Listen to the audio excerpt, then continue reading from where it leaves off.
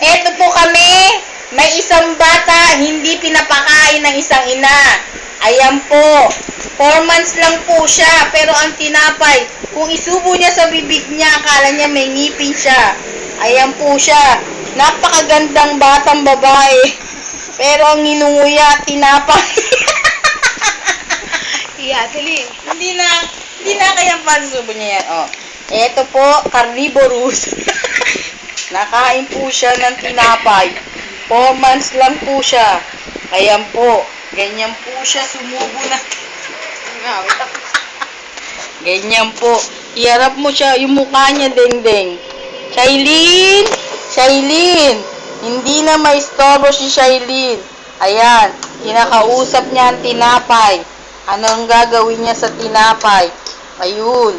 Ano kayang gagawin niya sa tinapay? Isusubo niya kaya ito? O ibabato niya kay kuya niya? Ayan. Ayan po siya. Bakit sabi ni kuya? Tinititigan niya ang tinapay. Ayan po siya. Ayun. Sinubo. Ay, pinag-isipan pa. Ayan.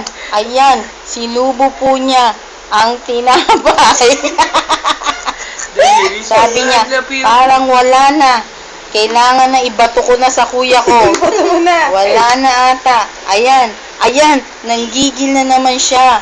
Ayan po siya ngayon. Ilalagay ko po yan sa YouTube. Ayan. Hindi na siya Ayan. Ayan. Ayan. Gusto niya po malaki. Para tumigil lang po siya. Ayan. Wala po siyang ina. Parang awa niyo na po. Ayan. Ayan. Sabi sa'yo, ayaw niya talaga palikot. Uubusin niya yan. Oh. Hanggang sa mabulunan po siya. Ayan po siya, oh. Kanda bulbulunan na, oh. Oh. Ayaw pa rin talaga. Ayaw nga, eh. Tingnan mo, nagkakalaglagan na. Oh. Kita nyo? Kagandang bata. Ayan.